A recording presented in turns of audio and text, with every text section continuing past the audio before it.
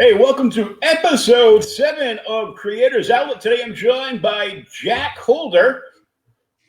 We saw Jack running the Kickstarter in an indie comic book group, and we just were interested in his work, and he's here. So, Jack, tell us how you got into comics in the first place. Oh, wow. So I got into comics pretty late. It was actually my senior year of undergrad. And I was up at school in Manchester, New Hampshire. And one of my really good friends who I had been doing a lot of creative writing with, they go up and they're like, hey, Rebecca Isaacs is going to be in town doing a signing for the new Angel and Faith series. And I'm just like, I don't read comics, but I'm a huge Buffyverse fan. Let's go to this comic shop and figure this out. So go there, get the first number ones. And if you remember, this is actually when the New 52 was launching. So it was a perfect time. I know. And out of 52 new series, maybe 4 or 5 of them were actually good, but it was a really good launching time to hook someone in. And a couple of years later, I was involved in theater a lot and trying to figure out new projects. I ended up writing a 6-page short comic that I ended up producing. And I got hooked on comics really fast from that point, loving the medium, the stories that can be told in that way, and scripts and the interaction with artists just became so much fun that I had to keep doing it. Well, you brought up the New 52, so we're going to side rail a little bit and talk about the New 52. Perfect. Batman I thought was really good. I enjoyed it. Detective, I hated. Yeah. Like, there's no Batman. Commissioner Gordon is now 30 years younger, shaved his head, and he's running around in a Power Ranger suit or something. I'm like, pretty much, if you have New 52, keep Detective Comics #1. That is it from that original one. That is the big one. That is the collector's item because that's Joker and removing of the face. That is all you need from the Detective Comics line. I was really disappointed because they kept screwing up Green Arrow. yeah. One of the ones that I actually liked that didn't get a lot of love was Demon Riders. Because let's take Etrigan and a bunch of Immortals and let's do 7 Soldiers of Victory with it. Demon Riders. I remember Demon Knight. Demon Knights, thank you. Demon Riders is a series I write. My wife is going to kill me. We can't edit that out because we're live. I know we're live. I know that. Been nice knowing you, Jack.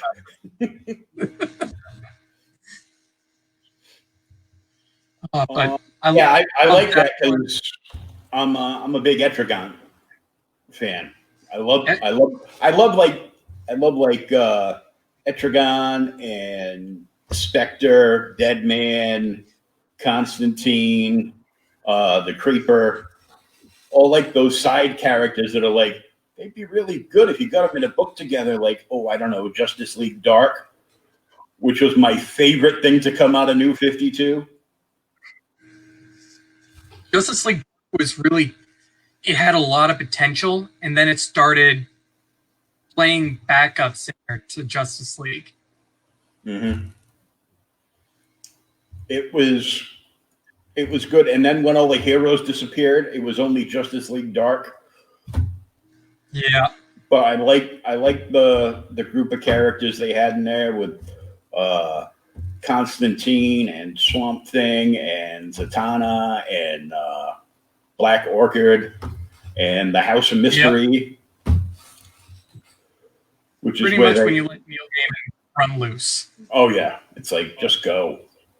That was good, and Aquaman was good. They finally got Aquaman right. Yeah, we have king of 2/3 of the planet.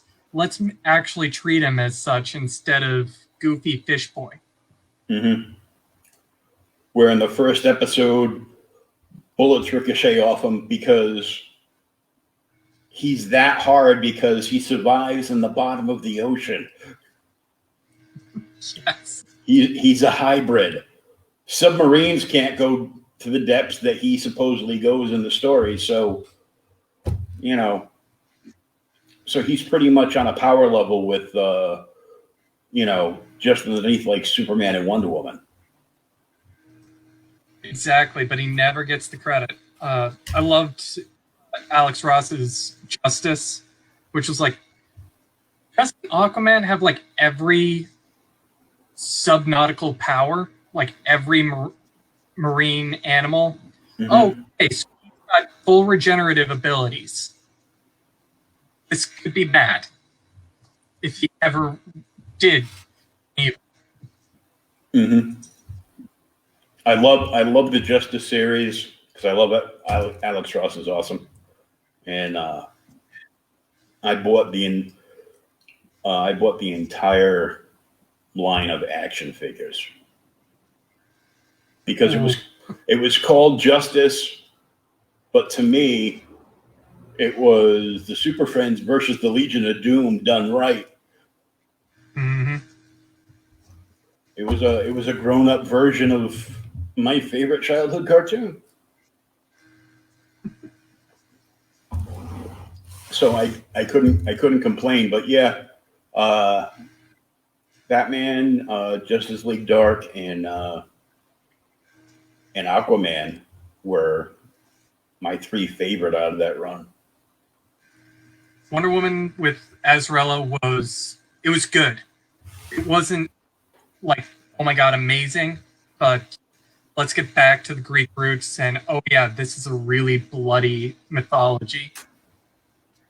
That was really in Azraella's wheelhouse and seemed to be served well.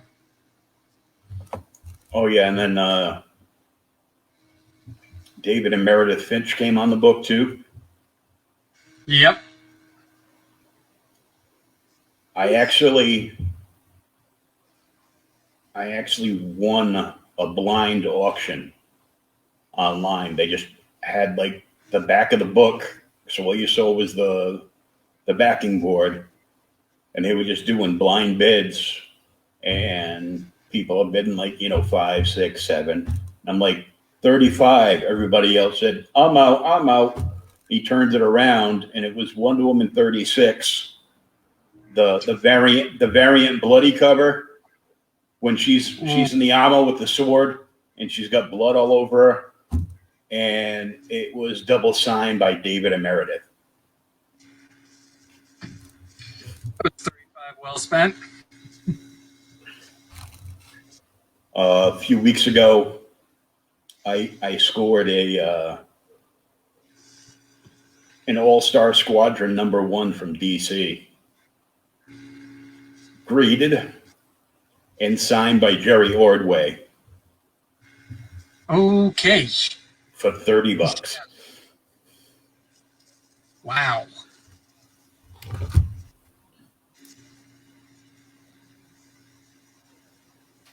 That is insane. It would cost you $50 to get it, to get the witness sig, get the signature done on their new label. Yep. So I'm like, I'll take it. But let's go back to your book. Where did the idea for the characters come from? And So I was working on my master's in divinity. This I actually have completed it. I need to actually update my Kickstarter profile. I was in the final year trying to figure out how to actually talk about some of these questions that you get when you're in seminary. You talk about it for a long time, uh, not just about is there God, but okay, we're past that question. What are we supposed to do? What is our responsibility? And I just was like, okay, what happens when you have these weirder questions with people who aren't interested in that? How do you actually talk about that? And I start thinking about this and I'm like, well, what's God look like right now for someone?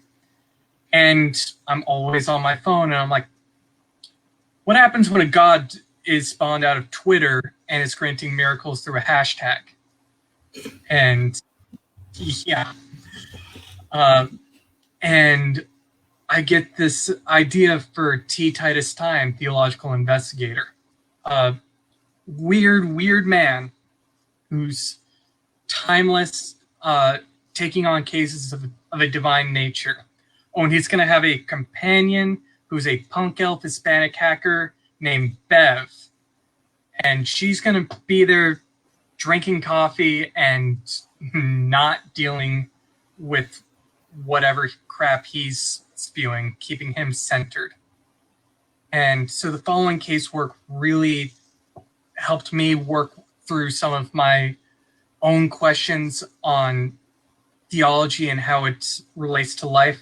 And also just, okay, what does it mean to believe now? Not just believe in a certain thing, but what does belief mean in general?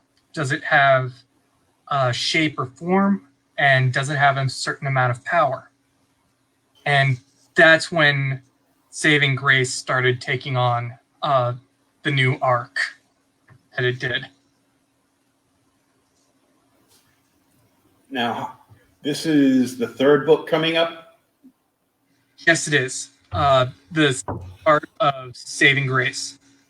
So it's a 4-issue arc. We are, as you saw, Will, we are done with part 2. Once this is done, the creative team, the script is already written for 3 and 4. We're starting art as soon as possible. And how long has it taken you from when you first started to the point you're at now, 75% through with this story?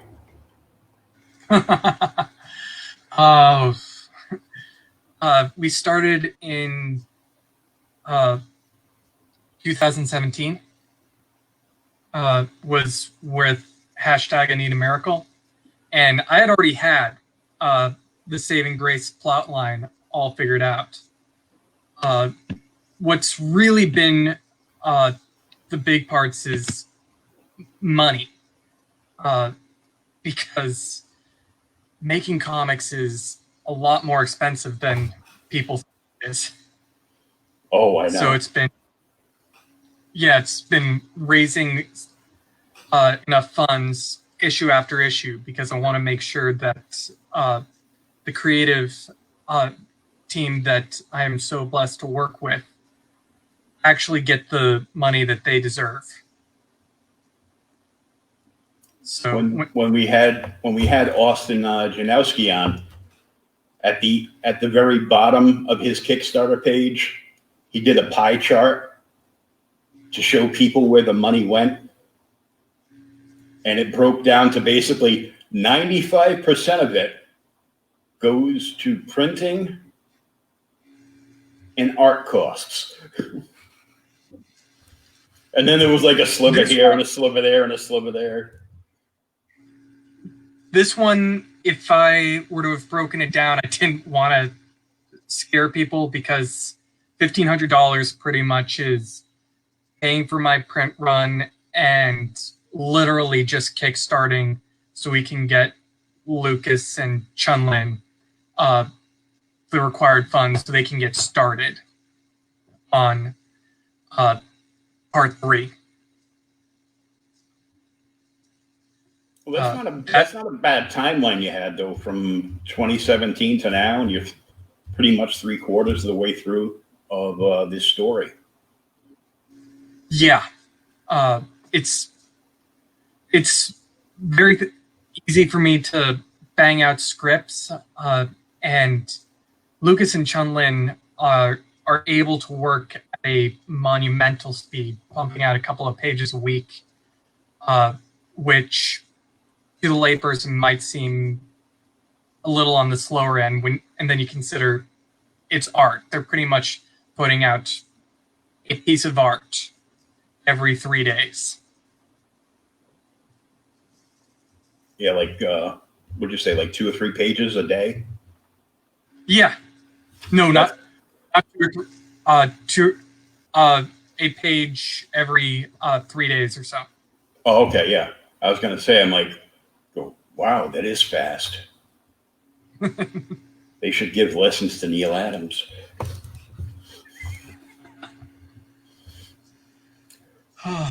Just a quick dig, because we, myself and my partner Thomas here at Outright Geekery do another podcast called OK Boomer. Because the boss, every time I view my opinion and get all uppity, he's yeah, okay, whatever, Boomer. Because I'm pretty much the oldest guy on the crew. So yeah. And all we do is we deep dive into like older back issues, like Silver and Bronze Age stuff, and maybe some Golden Age stuff. So a few weeks ago we did the old Savage Sword of Conan, issue 15, I believe, the old black and white magazine run. And it was a Neil Adams cover and a Neil Adams main story, but there was a big write-up at the back from the writer, Roy Thomas, because apparently Neil couldn't keep up with the demand, so they had to bring in a couple of another artist that worked on the series regularly from the Philippines and his crew to finish the pages that Neil couldn't get through. They actually reprinted an issue and put it out this month because he couldn't get the pages done in time for the actual issue to get released. So, just saying. Hey, he's working. He's working faster than George R. R. Martin. Yeah, but in George's books, everybody dies at the end, so it's no big deal.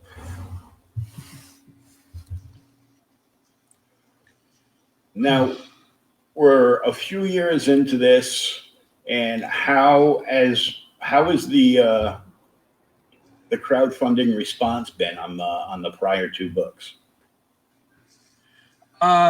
We've always hit our funding goal. So hashtag I Need a Miracle raised $2,500. This one ended up the first part of Saving Grace raised over $2,000. Right now we're sitting at almost $1,100. So we're doing okay.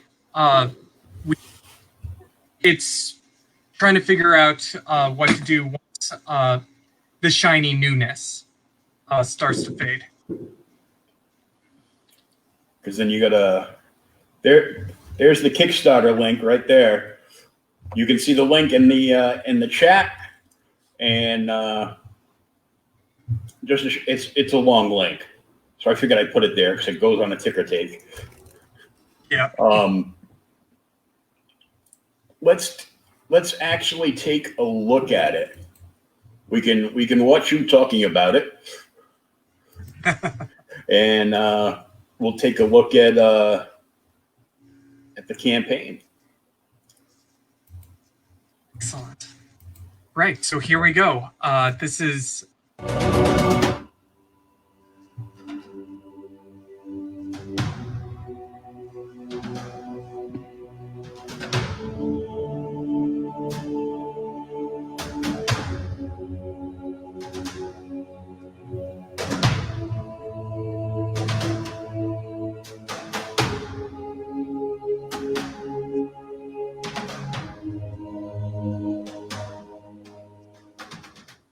Tragedy has struck Eaton High School.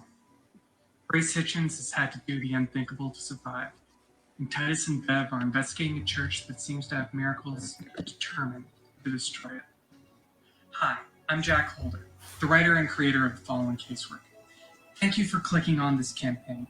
I am so excited to announce that we are funding our print run for our 3rd issue. The Saving Grace arc continues with Titus, Bev, Grace, and Stalwart all grappling with the decisions they made in our previous issues. Now, this is an amazing series. Titus and Bev are taking on new gods as they spring to life, while Grace is finding a single act of heroism is changing her life forever. With Lucas and Chunlin's work, you're going to have artwork like you wouldn't believe to go alongside some of the best work I've ever written. In this campaign, you can get a plethora of amazing books. Catch up on our series with hashtag I Need a Miracle and the 1st issue of Saving Grace. You can also read a fantasy western like Demon Riders, a young adult compilation in Born of Magic, and 30 more faith comics in the anthology Why Faith. Thank you so much for watching. Make sure you check out our teaser pages and even a quick short story below before you reserve your copy today. Have a wonderful day. I really hope you join The Following Casework. Thank you.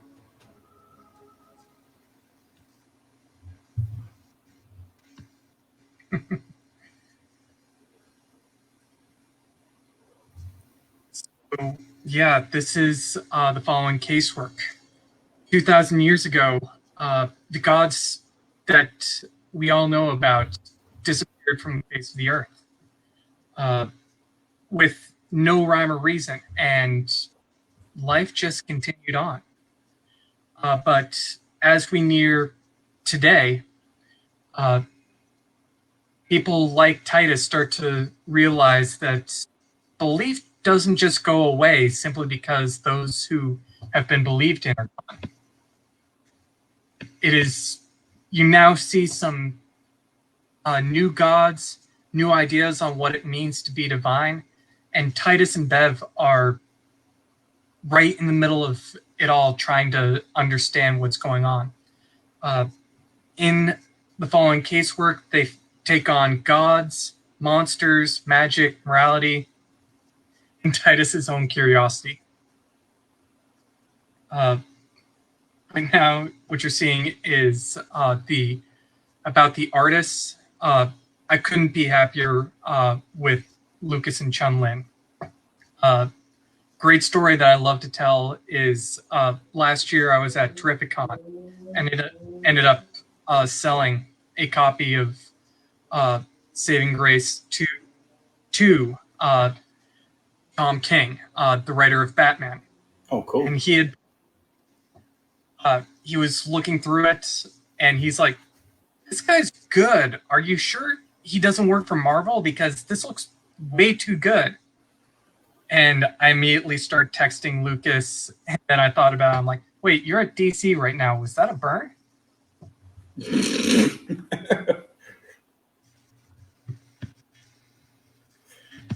But Chunlin and Mike Myers are some of the best in the business. Chunlin's worked on Wretches and Shogun Knight. Micah's worked pretty much, if you can name the indie publishing house, he's worked with them.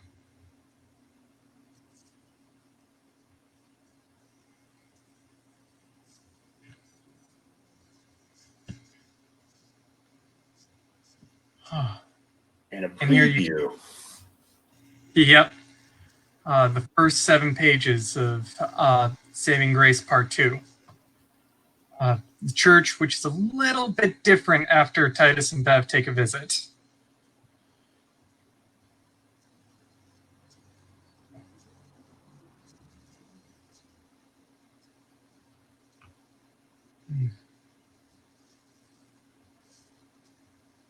It's really cool that finding more and more Kickstarters that are giving people like the first like 7 to 9 pages of the book so they can get like a feel for it.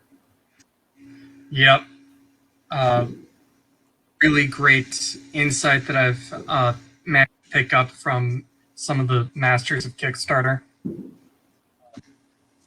And here you can really see that Lucas and Dylan's style is very much both grounded in reality, so dynamic that you want to find out what happens next. Yeah, it's like so close to like almost an anime style, but like modern animation opposed to stuff I grew up on.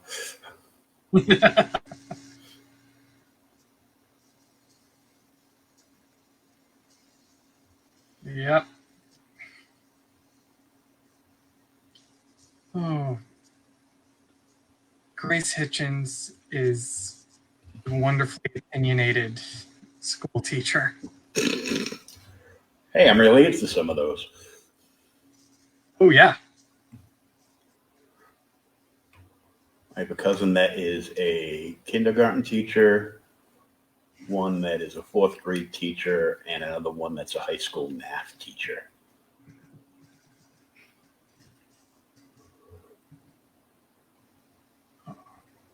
And this cover, I asked Lucas literally to just give us his interpretation of what part 2 cover should be, and he comes up with this completely on his own. Yeah, it's pretty dynamic. I love it because it harkens back to the previous issue without getting too spoilery.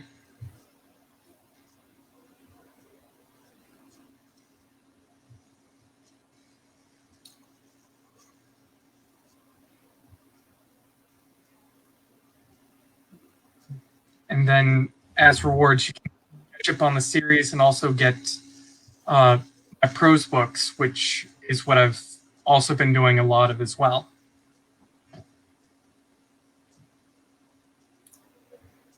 Got quite a bit of work here. How'd you get through writing. seminary? Coffee. A lot of coffee. Oh, like Bev. Yeah. I immediately loved her character because I'm like, oh my God, that's my cousin. My cousin has to get up, and if she doesn't get her coffee, there's going to be some bad mojo going on. So let's take a look at you can do a $10 pledge without a reward. Yep. To support the project. $5 or more, return to Bethel, which gives you a Saving Grace number 2 PDF. So returning fans, just to just keep going. But you can also catch up on the series with the digital following. $12 and let you add on the one shot and the first 2 chapters of Grace. Yep. And for $15, you get the scroll, which is Saving Grace print and PDF. $20 a digital deluxe. Need a Miracle PDF, Saving Grace 1 and 2 PDF, and a digital deluxe bundle. What's the digital deluxe bundle? So with that, you also get to see a lot of the behind the scenes work. You'll be able to get things like the pencils and inks from Lucas. You get the script. Might even be able to get some sneak preview pages of what's coming up next. Very nice. And every case file. If you want to make sure you get everything. Exactly. I need not just digital, I need the print as well. So you get the PDF and the print edition of I Need a Miracle and Saving Grace 1 and 2. Yep. And the Arcane Scroll for 50. You get our first two books, prose books of mine, Demon Riders and Dealing with the Apocalypse. On top of the full Grace arc, Yep. up to date.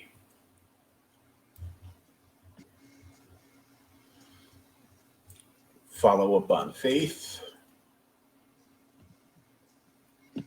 A Why Faith print edition.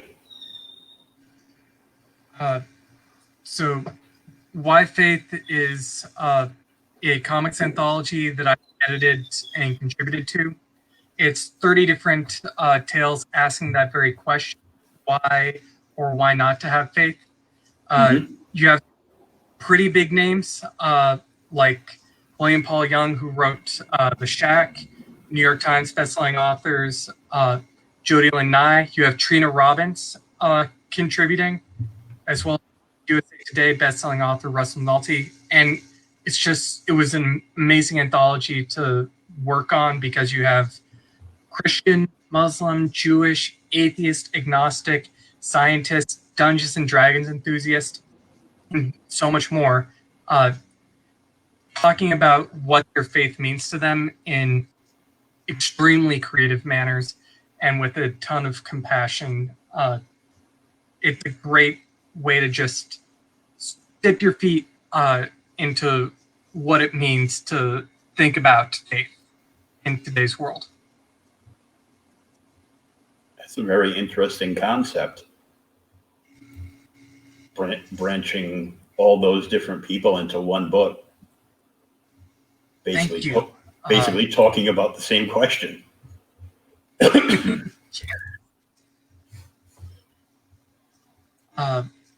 It really, I had realized that no one had really done that before.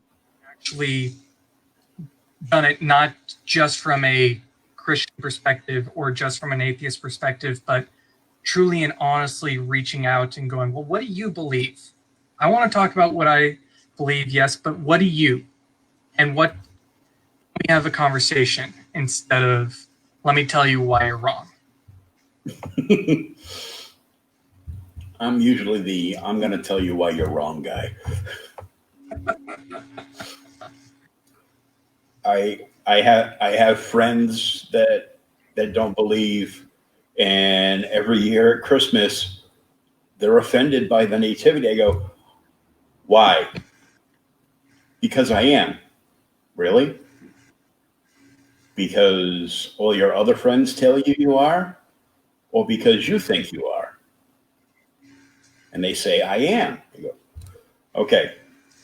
So you don't believe in any of this stuff? He goes, no. I go, then how are you offended by something you don't believe? And then I don't hear from him for about a year. See, I look at it going, you got to ask the question, why do you think this is terrible? But if they can't give you a response, then like I have wonderful conversations with people who are Jewish, and they're like, we just have conversations and try and figure out why we believe what we believe. There's always a common ground for everything. Exactly. Unless you watch the news today. Yep.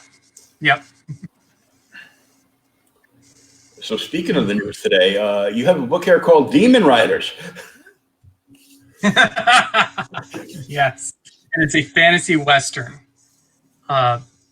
You have set in a 1,000 years after an apocalypse, and you have Harsk, who's a grizzled old demon hunting veteran, shocks everyone by taking in a girl who gives birth to a half demon person, Kate. And Kate grows up with these demon hunters, and together Kate and Harsk take on all sorts of villainy and problems out on the plains, from demons, monsters, old gods, Texans, chimera, all sorts.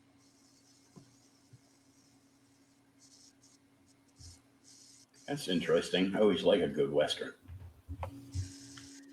And when you throw in the fantasy setting, you get crossbows instead of 6 shooters and swords. And Born of Magic. Born of Magic, set in the same universe. Most of my work is, but vastly different time periods. So you don't need to read one to understand the other. Born of Magic is 4 different sets of stories of growing up in a world that becomes increasingly more magical. So you have stories like the first Countess of Constantine Valley, Viola. She has ice powers, ice magic, one of the first people to actually have magic. And so she's trying to figure out, we describe this as what would happen if Elsa actually had to deal with politics. And yeah, like instead of getting to sing Let It Go again, she actually had to deal with assassination attempts and outright rebellion. How would it go? With Elsa, probably not too good. With Viola, you get someone who's extremely idealistic but determined to actually enact it. So she masters the political game very quickly. And Dealing with the Apocalypse. Collection of short stories, both immediately before and up to thousands of years after the apocalypse. So you have a group of young girls 200 years after the apocalypse. They start developing magical abilities, and their great-great-grandparents held on to the old comic book collection, so they're inspired to become superheroes. So for $150, you get everything. Every book that I have out, period. So you get 7 print books and 3 PDFs. Yep. That's a big bundle. Thank you.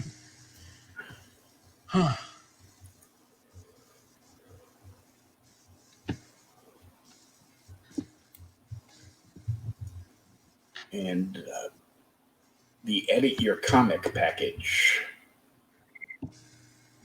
Yeah, I'm bringing my editorial skills to bear as well. It's not listed in the rewards, but it's listed in the description that I will edit as well your own comic. What I bring to the table is not just grammar and making sure you have the right punctuation. It's also layout, making sure what you're doing is feasible for the artist and also brings out the best that it possibly can be for the audience as well. That's a pretty cheap price for an editor. Plus, you get the I Need a Miracle and Saving Grace 1 print editions and a PDF of Saving Grace number 2. Yep.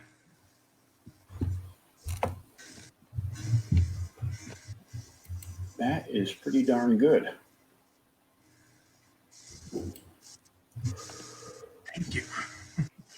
So what are you looking forward to in the future besides finishing up this arc? Do you have any thoughts in mind for carrying characters over to an entire longer story, or? Thoughts Definitely of just have that. something completely new?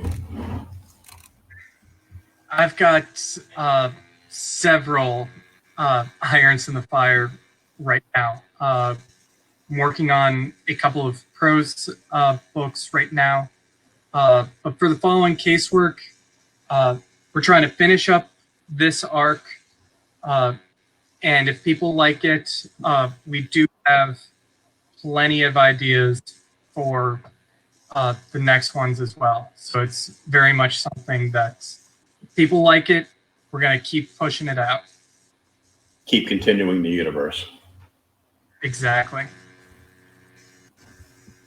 The whole the universe, because James Earl Jones said so.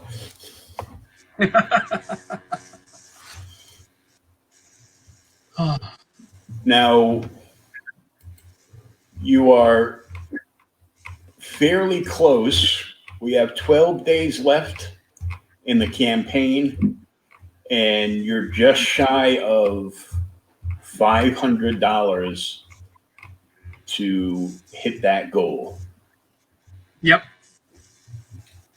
So we got 12 days left. You've already got 48 backers on the project. You've raised 1,096 out of the 1,500. So you only $500 would put you just over the edge with this whole project to put everything in full swing. Exactly. Now, if you ask me if I'd like one backer of $500 or 100 backers of $5, I'd definitely choose that second one. To really tell people and let them see that this is one of those series that you want to keep going. Titus is one of those characters that his world may see as annoying, but we see as filled with joy and wonder at everything that's going on and trying to bring about the world that he sees. And Bev does too. Just let her be able to relax too. And she wants to make sure she has her coffee beforehand. Exactly. I just want to hang out and drink a cup of coffee with Bev, that's all.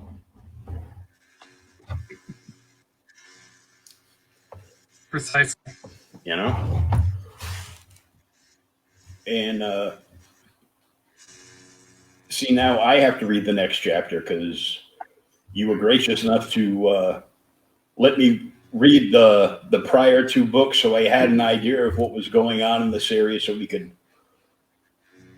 talk about that. But the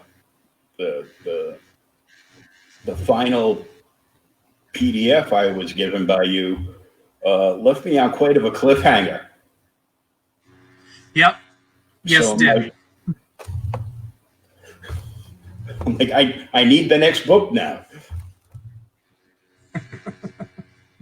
The town setup and what was going on reminded me a little bit of a cross between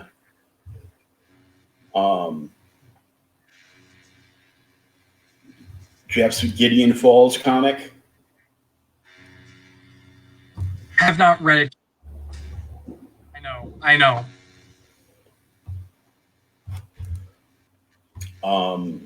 It's been on our list since it came out as best comic of the year. We actually had to disqualify it last year because I'm like, we can't have this book be number one 3 years in a row. Well, it is, but we need to give somebody else a shot was basically the thing. I saw it like I saw some similarities between that and the Preacher TV show. Okay. Yeah.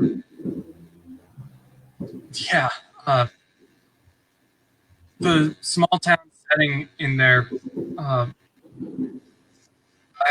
must have passed through 100 towns like Bethel. uh, small setup in river or mountain valleys, has that one really great diner and that one that never to let your kids near. Yep.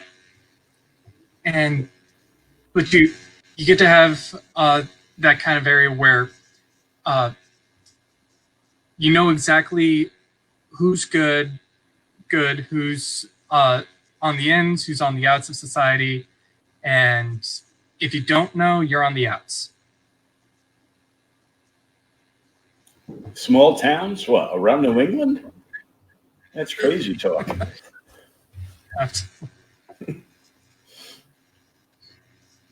And when you get close to Boston, it's pretty much there's Boston, and then there's the wilderness, right? Well, no, there's lots of other towns. We know that, but I've been in some of the smaller ones, so I used to spend a lot of time in Marion, so. Yep. So yeah, that's definitely that small town feel. You drive like a half a mile between houses. Yep. So we've got the link right up here in the chat for Jack's Kickstarter. You should click on that, go check it out for yourself, see what tier you want to get in, and make sure you can get this series through the next arc. And if you haven't read it, like you said, there's plenty of tiers you can pick. Digital and print, whatever you feel you'd be interested in, and lots of bonuses. Apparently, he hasn't slept in 10 years. He went to college, and when he was done doing his theses for college, he sat and wrote 37 and a half comics. Okay, 3.5 comics. There we go. So make sure you check it out for yourself, Jack. I'd like to thank you for coming on and taking the time to talk with us. Thank you so much for having me. Oh, you're welcome. It's a very exciting project. I have to get in on it because I have to read the next chapter of this because Bev is being stopped from her next cup of coffee. That's all I'm gonna say. Yep. Don't worry. Next issue, come hell or high water, she's gonna get that cup. Me too. I got to make another cup pretty soon. So thank you for coming on. Once again, you can check out Jack. Jack, why don't you tell everybody where they can find you on social media? You can find me on Arcane Industries on Facebook or www.arcaneindustries.com. You can find me on Twitter, handle @JackHolderAI. And you can find me on Amazon. Thank you once again, Will, for having me on. Oh, you're very welcome. And good luck on the rest of the campaign. We want to see it finish on a high note. And we'll look forward to having you back on for the next installment in this series. Thank you. I'd like to thank everybody for tuning in, and we'll see you tomorrow night. We've got another Kickstarter coming all the way from Alaska for you tomorrow night. We'll see you then, and for now, have a good night. Be safe. Be well.